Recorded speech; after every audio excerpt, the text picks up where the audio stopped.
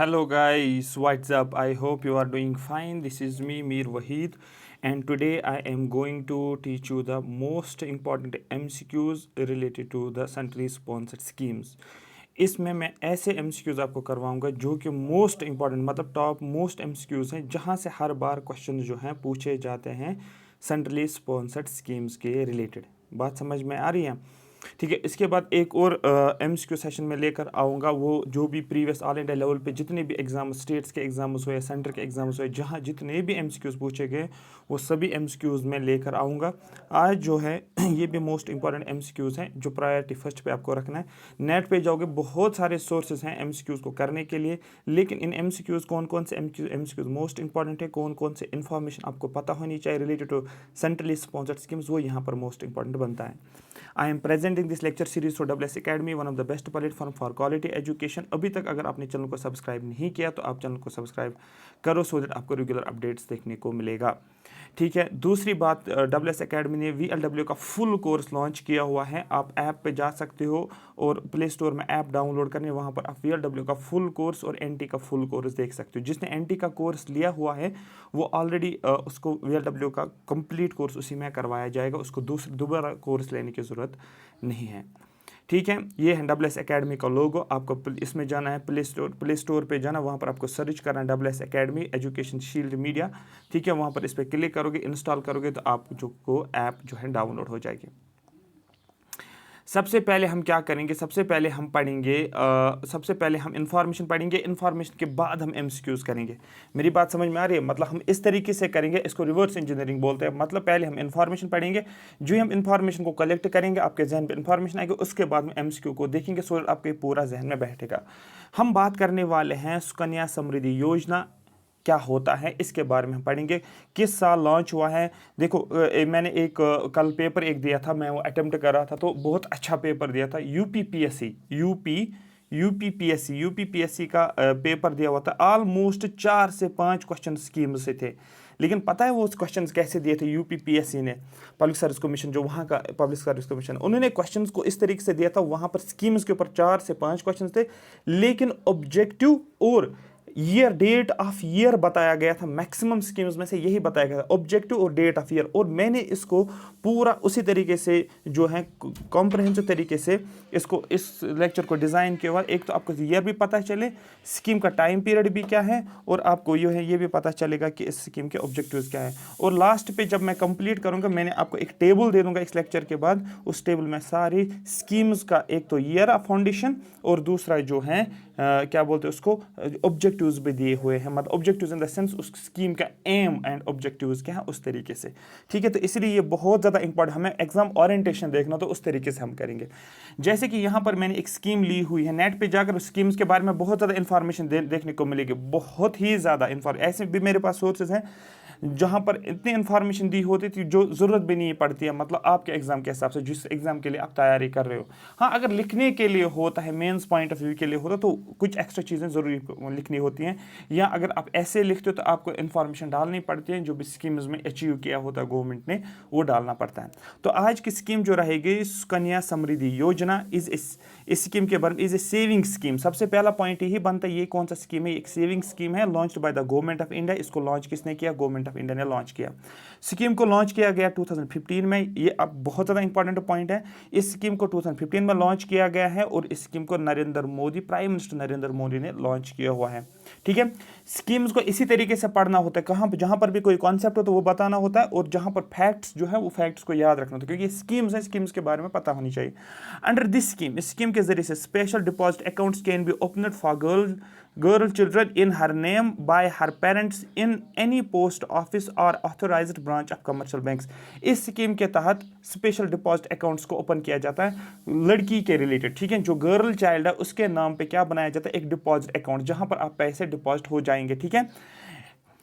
ठीक है। In her name by her parents. ठीक है। कौन ओपन करेंगे अकाउंट? जो पेरेंट्स होते हैं वो अकाउंट को ओपन करेंगे, लेकिन गर्ल चाइल्ड के नाम पे इन एनी पोस्ट ऑफिस, या किसी भी पोस्ट ऑफिस में अकाउंट ओपन करो, या कोई भी कमर्शियल बैंक जो है जम्मू कश्मीर बैंक में जाओ, SBI में जाओ, PNB में जाओ, जो भी कमर्शियल बैंक्स आपके पास, उन कमर्शियल बैंक्स में आप बैंक्स अकाउंट ओपन कर सकते हो। अपने जो भी चिल्ड्रन हैं, गर्ल चिल्ड्रन है, उसके नाम पे आपको अकाउंट ओपन करना है। The maximum age of the girl eligible for opening an account in Sukanya Samriddhi Yojana is 10 years. Maximum age लड़की की क्या होनी चाहिए जिसके लिए आप अकाउंट ओपन करना चाहते हो? आप बोलोगे सर लड़की की एज 10 साल होगी तो तभी हम उसका अकाउंट ओपन कर सकते हैं, ठीक है। तो मैक्सिमम जो है 10 साल तक जिसकी एज है वो हम यहाँ पर कवर करेंगे। मतलब 9 साल हो, ठीक है, मैक्सिमम एज गर्ल की होनी चाहिए, ठीक है, 10 साल तक। 10 साल से ऊपर पर जितनी भी लड़कियां उनके लिए अकाउंट ओपन नहीं होगा। तो मैक्सिमम याद रखना, क्वेश्चन पूछा जाएगा मैक्सिमम एज लिमिट क्या है सुकन्या समृद्धि अकाउंट को ओपन करने के लिए, आपको बोलना है ये है 10 साल के लिए, 10 साल maximum. The initial deposit required to open an account 250 rupees. तो इनिशियल अमाउंट कितना आपको डिपॉजिट करना, जब भी आप अकाउंट को ओपन करोगे आपको कितना अमाउंट ओपन डिपॉजिट करना पड़ेगा बैंक में? आपको पहले 250 रुपीज़ देने हैं, ठीक है। इनिशियली विच वाज 1000, पहले ये क्या था, ये पहले 1000 था, ठीक है, लेकिन अब कितना है आपको बोला 250 रुपीज़। क्वेश्चन पूछा जाएगा इनिशियल डिपॉजिट रिक्वायर्ड कितना आपको रखना है तो ओपन एन अकाउंट, आपको बोला 250 rupees. The maximum deposit limit under this scheme is 1,50,000, 1.5 lakh रुपए आप मैक्सिमम डिपॉजिट इस अकाउंट में रख सकते हो। मेरी बात समझ में आ रही है?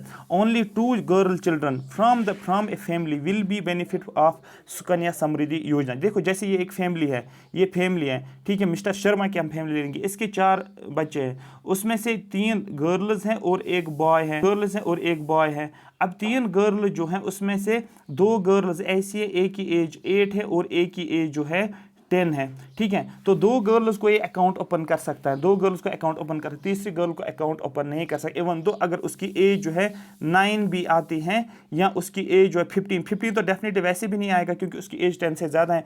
9 कैटेगरी में तो आता है लेकिन इसके ऑलरेडी 2 बच्चों का अकाउंट उसने खोला हुआ है। तो दैट मीन्स मैक्सिमम जो है एक फैमिली में कितने, सिर्फ 2 गर्ल चिल्ड्रन को ही फायदा मिलेगा। आई होप ये स्कीम आपको टिप्स पे आई होगी। जो मोस्ट इंपॉर्टेंट पॉइंट्स थे ये मैंने आपको यहाँ पर बताया। अब क्वेश्चन के ऊपर आते हैं। क्वेश्चन क्या दिया हुआ? क्वेश्चन दिया हुआ है what is the maximum age of girl eligible for opening an account in Sukanya Samriddhi Yojana. Maximum as क्या है गर्ल के लिए जो सुकन्या समृद्धि योजना के रिलेटेड आपको बोलना है 10 साल के लिए। आप यहाँ पर सीधे टिक कर सकते हो, ठीक है। 9 साल भी एलिजिबल है, 8 साल भी एलिजिबल, 7 साल भी एलिजिबल, लेकिन मैक्सिमम याद रखना, मैंने हाईलाइट किया था मैक्सिमम एज जो है 10 साल से ऊपर जो भी होगा वो एलिजिबल नहीं है इस स्कीम के रिलेटेड। ये कॉन्सेप्ट आपको क्लियर हो गया, स्कीम भी समझ में आ गई, हमने क्वेश्चन भी इस पे लगा लिया है। आगे चलते हैं। देखो नेट पे जाओगे, नेट पे बहुत सारा इंफॉर्मेशन आपको देखने को मिलेगा, बहुत ज़्यादा। लेकिन जो एग्जाम ओरिएंटेड चाहिए आपको, क्योंकि कल मैंने एक और पेपर देखा, एक और स्टेट का, क्योंकि एग्जाम्स के पेपर देखने इवन दो मैंने अटेम्प्ट भी किया है, अच्छा खासा पेपर दिया था, ज़्यादा टफ भी नहीं था, ज़्यादा ईजी भी नहीं था, बिल्कुल एक सही ढंग का पेपर जो चाहे होता है वही पेपर दिया था यूपीपीएससी के, ठीक है। तो चलो हम नेक्स्ट स्कीम के ऊपर आते हैं, ठीक है। ठीक है, प्रधानमंत्री सुकन्या समृद्धि स्कीम, ठीक है, ठीक है। और कुछ इंफॉर्मेशन है इस स्कीम के रिलेटेड, लेकिन जो हम नेक्स्ट एमसीक्यू के फॉर्म में लेकर आए आपको, Pradhanmantri Sukanya Samriddhi scheme is aimed at the security of girl child in the country. मैंने आपको ऊपर भी बताया प्रधानमंत्री सुकन्या समृद्धि योजना या स्कीम बोल, इसका एम क्या है? गर्ल चाइल्ड जो है इसको सिक्योरिटी दी जाती है। जैसे कि मैंने अभी बोला एक बैंक अकाउंट खोला जाता है। इस स्कीम को लॉन्च किया गया था कब? 2015 में, ठीक है। The parent of the girl child can open the account before she attains the age of 10। जो पेरेंट्स हैं उनको अकाउंट ओपन करना है 10 साल से पहले। बच्चा जब तक 10 साल अटेन, जो ही 10 साल का अटेन हो जाता है उसके बाद जो है 10 साल तक आप क्या कर सकते हो? अकाउंट ओपन कर सकते हो। किसी की 5 साल की एज, 6 साल, 4 साल, 5 साल, 9 साल, तब तक आप अकाउंट को ओपन कर सकते हो। जो ही 10 साल की लड़की हो जाते हैं तो उसके बाद आप उसका अकाउंट ओपन नहीं कर सकते हो। And deposit money till the child becomes 14 year old, और ठीक है, और उसके बाद इस अकाउंट में पैसा डिपॉजिट हो जाएगा तब तक जब तक बच्चा 14 ईयर का होगा। फॉर एग्जाम्पल अगर कोई लड़की है उसकी 5 साल एज है, उसने ठीक है इसका अकाउंट ओपन किया गया, अब 5 साल से जब तक वो 14 ईयर की हो जाएगी तब तक इसके अकाउंट में पैसा डिपॉजिट होता जाएगा। अगर कोई बच्ची जो है गर्ल जो है 7 साल की है, उसने अकाउंट खोला है एट द एज ऑफ 7, जब तक वो 14 ईयर की हो जाएगी तब तक क्या हो जाएगा? तब तक इसके अकाउंट में पैसा आता जाएगा। आफ्टर द डिपॉजिट होता जाएगा। आफ्टर द एज ऑफ 21, जब लड़की 21 एज की हो जाएगी उसके बाद क्या होगा, the amount can be withdrawn by the girl child. जो गर्ल चाइल्ड है वो क्या करेगा, वो अपने अकाउंट से पैसा विड्रॉ कर सकते हैं। बात समझ में आ रही है? तब ही जब 21 ईयर एज की होगी, उससे पहले अगर वो चाहेगी मैं अकाउंट से पैसे विड्रॉ करूं, वो अकाउंट से पैसे विड्रॉ नहीं कर सकती है। The minimum amount required to be deposit in the account, ठीक है, कम से कम अमाउंट कितना रखना है इस अकाउंट के अंदर डिपॉजिट, आपको बोलना 250, whereas the maximum investment in the year can be up to 1.5 lakh. 1.5 lakh आप इन्वेस्ट कर सकते हैं इस अकाउंट के अंदर। मेरी बात समझ में आ रही है? मतलब अगर आपका अकाउंट है उसमें जीरो बैलेंस है तो जीरो नहीं रख सकते, आपको 250 रखना ही पड़ेगा। बात समझ में आ रही है? और मैक्सिमम इन्वेस्टमेंट कितना इसमें डिपॉजिट कर सकते हो, आपको बोलना 1.5। क्वेश्चन कैसे पूछा गया, क्वेश्चन को ध्यान से देखो। क्वेश्चन ये पूछा गया which among the following is a scheme that is aimed at the development of girl child in the country. ऐसी कौन सी स्कीम है जिस स्कीम के जरिए से गर्ल चाइल्ड की डेवलपमेंट हो रही है? किस स्कीम के तहत? आपको बोलना है प्रधानमंत्री सुरक्षा समृद्धि योजना, सुकन्या समृद्धि योजना। ये मैंने आपको बताया सुकन्या समृद्धि योजना के बारे में। मेरी बात समझ में आ रही है? हाँ सर ये समझ में आ गया। ठीक है, ठीक है, ये क्लियर हो गया। उसके बाद नेक्स्ट पे चलते हैं। ठीक है, नेक्स्ट पे चलते हैं। एक और स्कीम है जिसको बोला जाता है प्रधानमंत्री प्राइम मिनिस्टर जीवन ज्योति बीमा योजना, जिसको बोलते हैं PMJJBYB, इसको बोल सकते हैं शॉर्ट में, प्रधानमंत्री जीवन ज्योति बीमा योजना। ठीक है, सबसे पहला पॉइंट, एज टू एनरोल इन प्रधानमंत्री जीवन ज्योति बीमा योजना 18 to 50 ईयर्स। एज क्या होनी चाहिए इस स्कीम में एनरोल करने के लिए? अगर किसी को इस स्कीम में एनरोल करना है जीवन ज्योति बीमा योजना में, आपकी एज 18 से 50 साल के आसपास जितने भी लोग आ रहे हैं, 18 का हो, 50 का हो, 19 का, 20, 25, 30, 35, 49, 50, सभी बच्चे सभी जो है इस स्कीम में एनरोल कर सकते हैं। बात समझ में आ रही है? ठीक है, एज का पता चला? हाँ सर एज का पता चला। जिसको 18 से कम एज है वो इस स्कीम के अंदर एनरोल नहीं कर सकता। जिसे 50 से ज्यादा एज है वो इस स्कीम के अंदर एनरोल नहीं कर सकता। Number first point, it was originally mentioned in the 2015 budget speech by finance minister Arun Jaitley in February 2015। इसको ओरिजिनली मेंशन किया गया है इस स्कीम को बजट 2015 में। किसने स्पीच दिया था? स्पीच था बजट सेशन का जो दिया था फाइनेंस मिनिस्टर अरुण जेटली उस टाइम का था। एट प्रेजेंट जो है फाइनेंस मिनिस्टर ये कौन है? आपको बोला निर्मला सीतारमण। ठीक है, it was formally launched by prime minister Narendra Modi. इस स्कीम को लॉन्च किया गया प्राइम मिनिस्टर नरेंद्र मोदी ने 2015 में कलकत्ता में। ये इंपॉर्टेंट यहां पर बनता है, स्कीम को किस जगह पर लॉन्च किया गया? आपको बोलना कलकत्ता। और कलकत्ता किसका कैपिटल है? आपको बोलना वेस्ट बंगाल में। और वेस्ट बंगाल में एक इंपॉर्टेंट आप ये बोल सकते हो क्या बोलते हैं उसको, सुंदरबंस फॉरेस्ट जो है, जो मोस्ट इंपॉर्टेंट फॉरेस्ट माना जाता है सुंदरबंस, ये आपको याद रखना है।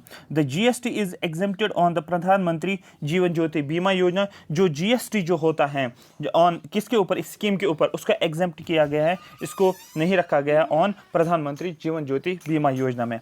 इन case of death due to any cause, अगर डेथ होती है फॉर एग्जाम्पल किसी भी तरीके से एक्सीडेंट होता है किसी का, अचानक से मौत होती है किसी की, the payment to the nominee will be 2 lakh. इसमें कितना पैसा दिया जाएगा? आपको ना नॉमिनी को 2 लाख का पैसा दिया जाता है। जिसके नाम पे ये स्कीम होगी उसको क्या, अगर डेथ होती है किसी भी कारण डेथ होती है, पेमेंट जो है नॉमिनी को दिया जाता है विल बी 2 लाख रुपीस उसको दिया जाता है। इसको बोले प्रधानमंत्री जीवन ज्योति बीमा योजना। बात समझ में आ रही है? अब यहां पर किस तरीके से MCQ कैसे पूछा गया इस तरीके से हम करेंगे इसको। एज ऑफ मंत्री जीवन ज्योति बीमा योजना, ये क्वेश्चन पूछा गया है इसलिए आपको याद रखना 18 से 50। यहां पर वो ऐसी भी स्कीम है जहां पर 18 to 40 है वो, लेकिन वो आपको स्कीम ढूंढनी है ऐसी कौन सी स्कीम है जहां पर 18 to 40 भी है। तो इसका आंसर जो है 18 to 50 आपको आ जाएगा। ये मोस्ट इंपॉर्टेंट MCQs है जो मैं लेकर आया हूं। उसके बाद एक और स्कीम के रिलेटेड हम कुछ इंफॉर्मेशन पढ़ेंगे जिसको बोलते हैं प्राइम मिनिस्टर ग्राम सड़क योजना। जिसको बोलते हैं प्राइम मिनिस्टर ग्राम सड़क योजना was started in Uttar Pradesh in year 2012। इसको 2012 में स्टार्ट किया गया 2012 में, लेकिन कहां पर आपको बोलना यूपी में शुरू किया गया था। स्टार्ट हुआ यूपी से, फिर बाकी स्टेट्स में ये आ गया। प्रधानमंत्री ग्राम सड़क योजना was introduced in 2000 by the prime minister, ठीक है, prime minister of India Vajpayee. प्रधानमंत्री ग्राम सड़क योजना को इंट्रोड्यूस किया गया था 2000 में। किसने? प्राइम मिनिस्टर जो अटल बिहारी वाजपेयी जो है उसने किया था इसको इंट्रोड्यूस। कब? 2000 में। ठीक है बात समझ में आ रही है? लेकिन यूपी में स्टार्ट हुआ है कब? आपको बोलना है, ठीक है, ईयर 2012 में। ठीक है, उसके अलावा मुख्यमंत्री जिसको प्रधानमंत्री मुख्यमंत्री Gram Sadak Yojana run by various state governments are schemes that are complement Pradhan Mantri Gram Sadak योजना। जो मुख्यमंत्री ग्राम सड़क योजना जो है, जो बहुत सारे स्टेट्स ने इसको रन किया हुआ, स्टेट गवर्नमेंट्स ने इस स्कीम को चलाया है, ये स्कीम जो है ये कंप्लीमेंट है किस स्कीम का? आपको बोलना प्रधानमंत्री ग्राम सड़क योजना का। मेरी बात समझ में आ रही है? The aim was to provide road to the village roads to all village with population of 1000 persons and above by 2023। इसका एम क्या है? शॉर्ट में आपको याद रखना है। स्कीम को लॉन्च कब किया गया? आपको बोलना है 2012 में। दूसरा, आपको ग्राम सड़क योजना जो है इसमें ये बताया गया है कि ये इसका एम क्या है? आपको बोलना है रोड्स टू ऑल विलेजेस। जो भी विलेजेस हैं उन विलेजेस में रोड्स प्रोवाइड किए जाएंगे, लेकिन उस विलेज की पॉपुलेशन 1000% से ज़्यादा अगर है। और दूसरा, एंड बाय 2003, कब से? आपको बोलना है 2003 से ऊपर।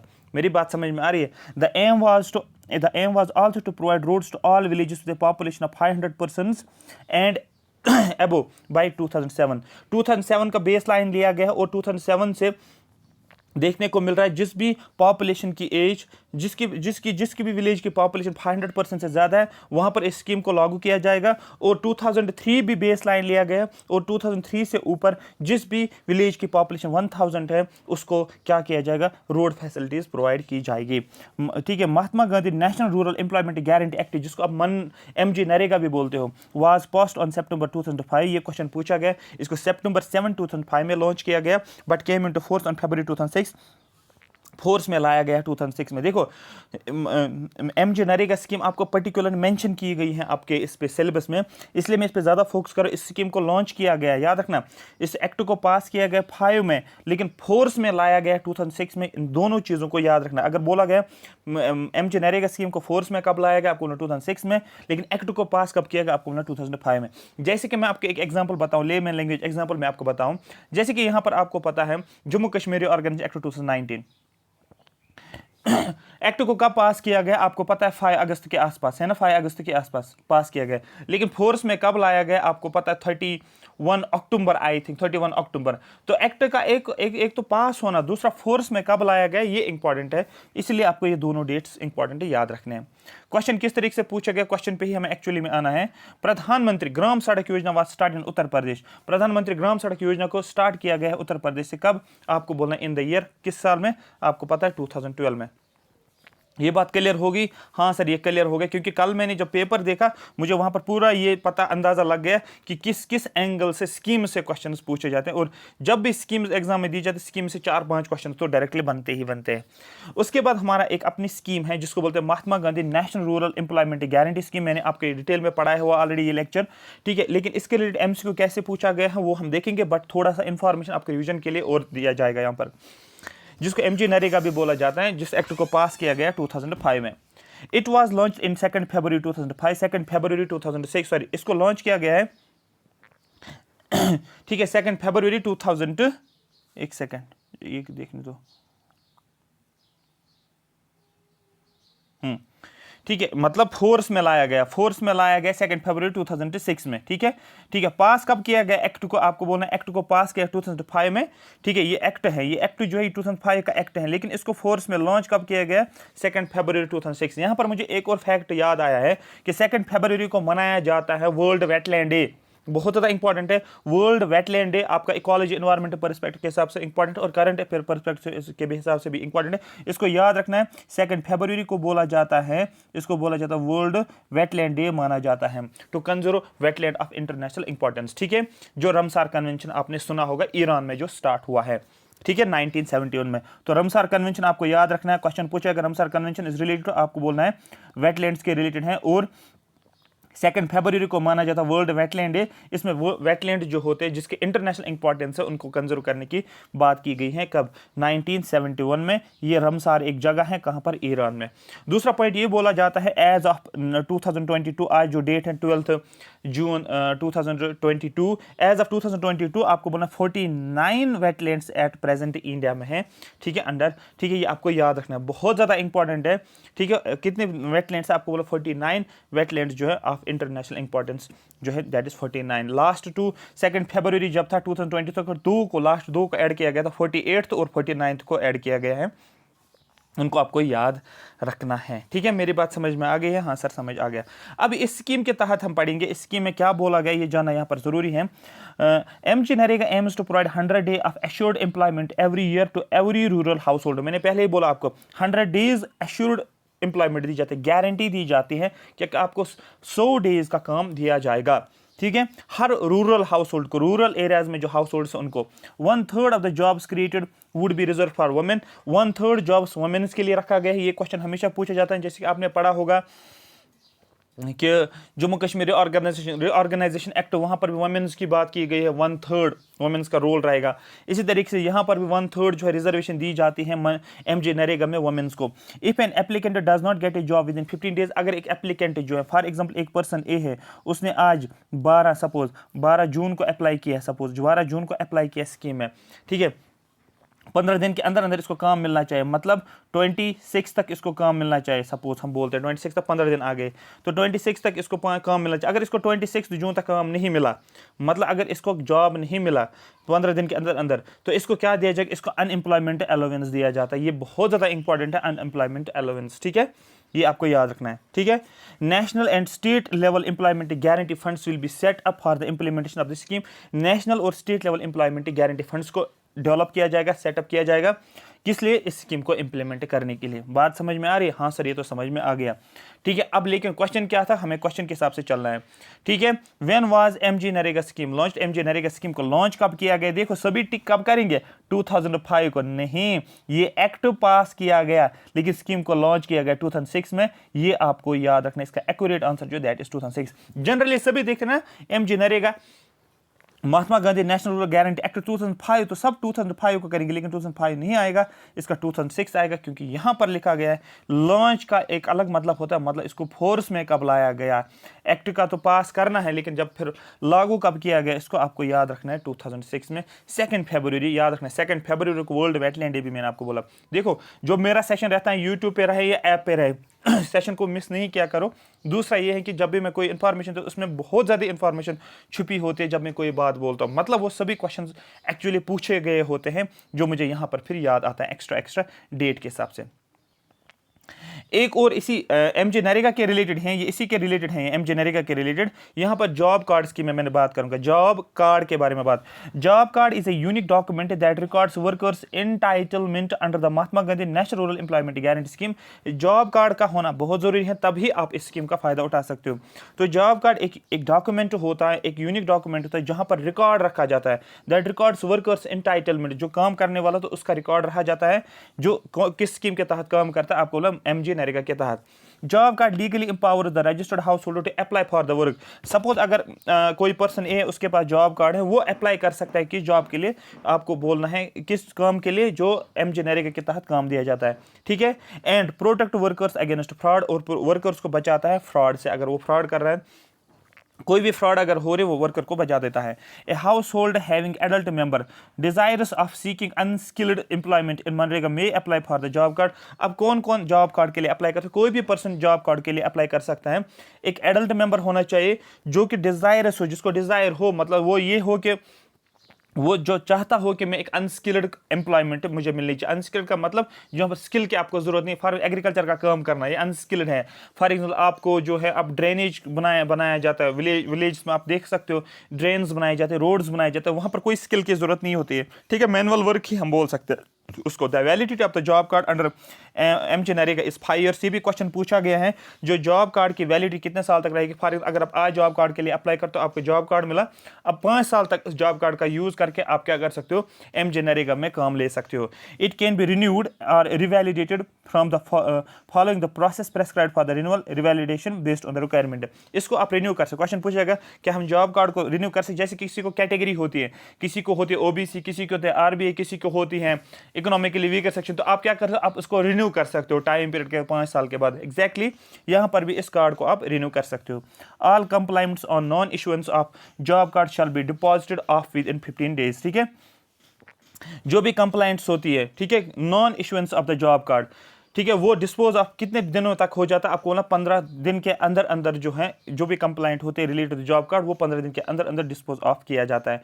No job card can be cancelled, कोई भी जॉब कार्ड कैंसिल नहीं हो सकता है except where it is found to be a duplicate, अगर जॉब कार्ड डुप्लीकेट देखने को मिला उसको कैंसिल किया जाएगा, अदरवाइज जॉब कार्ड कैंसिल नहीं होगा। और if the entire household has permanently migrated to a place outside the gram panchayat, या अगर एक हाउस जो है एक घर जो वो कंप्लीटली उसने माइग्रेशन की है, ठीक है, किसी और जगह पर, मतलब जो वो जगह जो है वो इस ग्राम पंचायत के अंदर नहीं आता है, आउटसाइड द ग्राम पंचायत किसी और जगह पर उन्हें शिफ्ट किया जो ग्राम पंचायत से बाहर है, तो दैट मीन्स उसका भी जॉब कार्ड जो है वो भी क्या करते हैं, आपको बोलना वो भी कैंसिल होता है। तो क्वेश्चन आपको पता होने चाहिए, जैसे कि मैंने आपको स्कीम बताई हुई थी यूट्यूब पे, जो पिछले लेक्चर मैंने आपको बताया था जब मैंने एमजे नरेगा स्टार्ट किया था, बहुत सारी चीजें ऐसी होती जो एमसीक्यूज के थ्रू ही अंडरस्टैंड हो जाते, क्योंकि अगर आप थ्योरेटिकली सभी चीजें एट ए टाइम पढ़ोगे ना तो बहुत सारी चीजें स्किप हो जाती है। उस टाइम मैंने आपको आइडिया दिया एमजे नरेगा क्या है, और आज मैं उसका एक एक्स्ट्रा पार्ट बता रहा हूं एमसीक्यूज के थ्रू, सो दैट आपको चीजें क्लिक हो जाएगी कौन कौन से क्वेश्चंस पूछे जाते हैं। अब क्वेश्चन देखेंगे क्या पूछा गया है। क्वेश्चन जॉब कार्ड पे क्वेश्चन पूछा गया है, what is the validity of job card under MNREGA, validity क्या है जॉब कार्ड की, आपको बोलना है। जो एमजी नरेगा के तहत जो भी जॉब कार्ड दिया जाता है उस जॉब कार्ड का वैलिडिटी जो है दैट इज 5 साल की वैलिडिटी है। आई होप ये बात आपको पूरी की पूरी समझ आई होगी।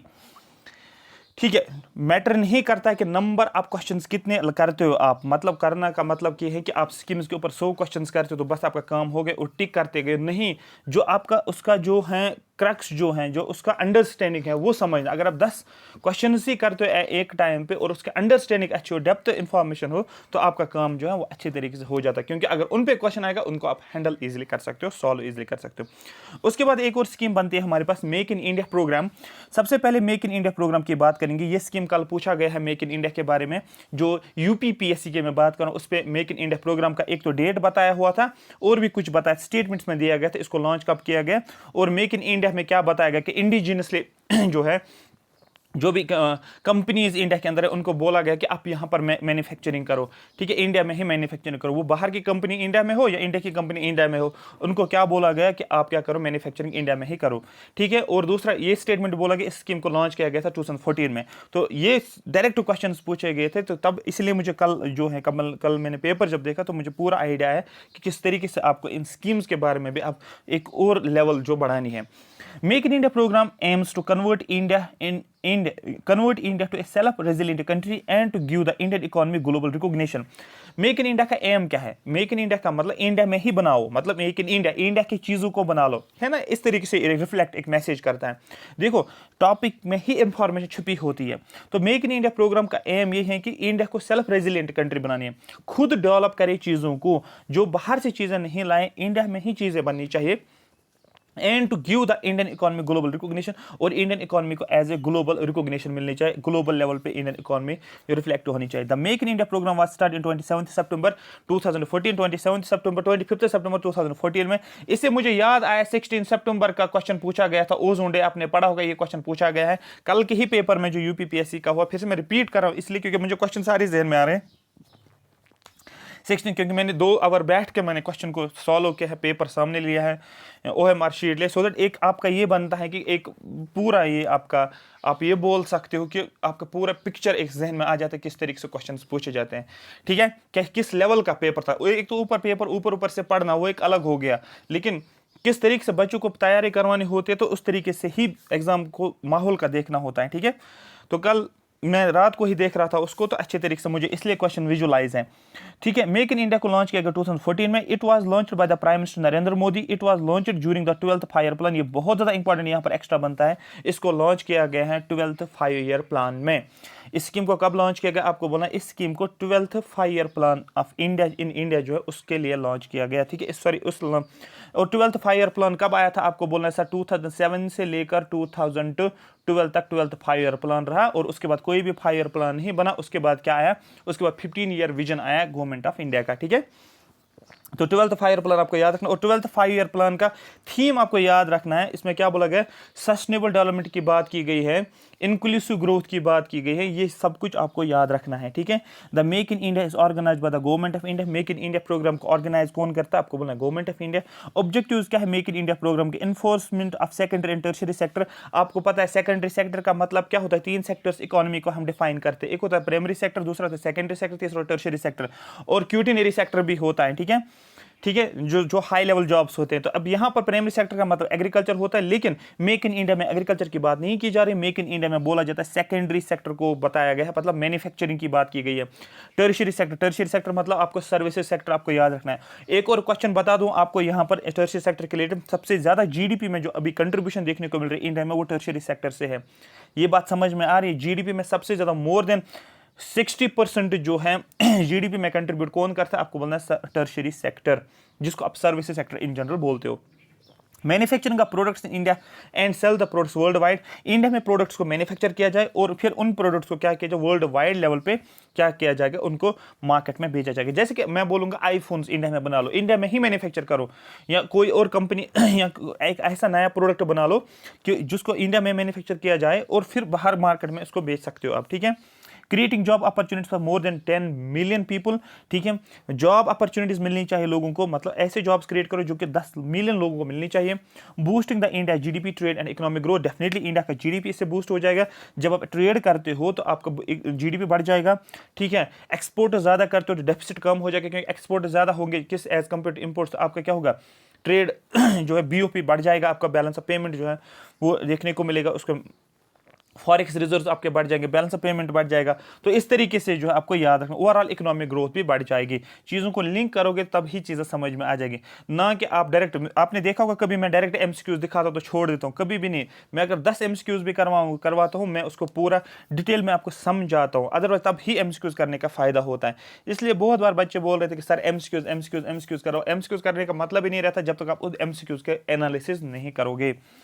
Programme make in India was started on, programme make in India कब स्टार्ट किया गया, सीधे कल जो है ये क्वेश्चन पूछा गया था 2014 में, आपको इसको लॉन्च करना है। सब देखो यहाँ पर क्या दिया गया है, जनवरी भी दिया है सितंबर भी, देखो इसने कितनी कंजूसी की, इसने सितंबर का महीना भी बोला है 2014 में, ठीक है। इसको बोलते हैं डेप्थ वाला क्वेश्चन। एक और जो है मैंने आपको स्कीम पढ़ाई है, व्हाइट रेवोल्यूशन आपको मैंने पढ़ा है, ग्रीन रेवोल्यूशन मैंने पढ़ा है आपको, blue revolution, white revolution, green revolution, और कौन सा रेवोल्यूशन मैंने पढ़ा है आपको, 2-3 रेवोल्यूशन मैंने आपको पढ़ा है, हाँ, green white revolution, blue revolution भी पढ़ा है, हाँ, फिशरीज का मैंने बताया था आपको। तो व्हाइट रेवोल्यूशन के बारे में, इस स्कीम को लॉन्च कब किया गया, आपको 1970 में। Doctor Verghese Kurien is considered as the father of white revolution, doctor Verghese Kurien को फादर ऑफ व्हाइट रेवोल्यूशन बताया जा रहा है इंडिया के अंदर। The white revolution in India is also known as operation floods, white revolution का दूसरा नाम होता है operation flood. Launch to make India self dependent in milk production, और इसको लॉन्च किया गया सो दैट इंडिया जो है वो सेल्फ डिपेंडेंट बने, किसके लिए, मिल्क प्रोडक्शन में, मतलब इंडिया में अपना मिल्क प्रोडक्शन होना चाहिए, ना कि हम बाहर से इसको इंपोर्ट कर सकें, ठीक है। ये था व्हाइट रेवोल्यूशन। लेकिन इसके अलावा मैं एक्स्ट्रा इंफॉर्मेशन आपको दे दूं क्या कि जो एग्जाम में पूछा जाता है, नेम ऑफ द रेवोल्यूशन का नेम, व्हाइट रेवोल्यूशन जो है फील्ड, किस फील्ड में, आपको बोले मिल्क एंड डेयरी सेक्टर भी बोला जाता है, मिल्क बोलो या डेयरी बोलो। फादर ऑफ रेवोल्यूशन कौन है, डॉक्टर वर्गीस क्यूरिन, आपको याद रखना है। येलो रेवोल्यूशन ऑयल सीड्स के बारे में, ठीक है, ये येलो रेवोल्यूशन जो ऑयल सीड्स के रिलेटेड है, इसका फादर जो है, ठीक है, सैम पेट्रोडा, ठीक है, पेट्रोडा। एक और क्वेश्चन शायद मुझे अभी जहन में आ रहा है, रेवोल्यूशंस के ऊपर क्वेश्चन पूछा गया है, व्हाइट रेवोल्यूशन पे 3 क्वेश्चन रेवोल्यूशंस पे पूछा गया है। देखो मैं क्यों यहाँ पर ये स्कीम्स क्यों लाया, क्योंकि ये बहुत ज्यादा इंपॉर्टेंट स्कीम्स है। 3 क्वेश्चन रेवोल्यूशंस के ऊपर पूछे गए। एक तो मुझे जहन में है कि ब्लैक रेवोल्यूशन के ऊपर क्वेश्चन पूछा गया, एक और ये जहन में है व्हाइट रेवोल्यूशन पे क्वेश्चन एक और रेवोल्यूशन पे क्वेश्चन पूछा गया। तो इतना तो कल देख लेना, वो पेपर आए और मैं आपको शेयर करूंगा, मेरे पास है वो, तो मैं आपको शेयर करूंगा, आपको अंदाजा लगेगा, ठीक है। व्हाइट रेवोल्यूशन की बात करेंगे तो येलो रेवोल्यूशन ऑयल सीड्स के रिलेटेड, सिल्वर रेवोल्यूशन एग्स के रिलेटेड, इंदिरा गांधी जो है इसको बोला जाता है father of silver revolution. Golden revolution honey and horticulture, देखो हनी और हॉर्टिकल्चर, फ्रूट्स के रिलेटेड जो आप बोल सकते हो, ठीक है। निरपक्ष ठीक है, निरपक इसका नाम है। रेड रेवोल्यूशन की बात करेंगे, मीट या टमाटो। देखो आप जनरली देखो टमाटो जो है वो रेड है, मीट भी रेड मीट जिसको आप बोल सकते हैं, रेड मीट आप याद रख सकते हो। विशाल तिवारी इसका जो है ये इसका फादर माना जाता है। ये कुछ इंपॉर्टेंट थे जो मैंने आपको बताया। क्वेश्चन ये बनता है यहाँ पर, in which year operation floods was launched, किस साल में ऑपरेशन फ्लड को लॉन्च किया गया। आप देखो कितना माइन्यूट चीजें पूछी जाती हैं स्टेट एग्जाम्स में, हमेशा ऐसी चीजें पूछी जाती है 1970 में, और मैंने आपको बोला operation floods was launched in 1970। ठीक है, आई होप ये बात आपको समझ आ रही होगी। उसके बाद जो है next that is the MG NREGA. MG NREGA के रिलेटेड एक और क्वेश्चन आपको आया हुआ है, ये हम नेक्स्ट लेक्चर में करेंगे। इन आई होप आपको ये सारे क्वेश्चन समझ आए होंगे, आपको डिटेल एनालिसिस भी समझ आए होगी किस तरीके से एमसीक्यूज को करना है। अगर आपको ये सेशन अच्छा लगा तो बोलो yes sir, yes sir, yes sir, हमें ये सेशन अच्छा लगा। और कमेंट सेक्शन में जाकर सभी लिखेंगे सर हमें ये सेशन अच्छा लगा, आप इसको रेगुलर करो, सो दैट मैं इसको रेगुलर करूंगा। और लाइक करो यूट्यूब चैनल को, लेक्चर को लाइक करो, यूट्यूब चैनल को सब्सक्राइब करो, सो दैट आपको रेगुलर अपडेट्स देखने को मिलेगा।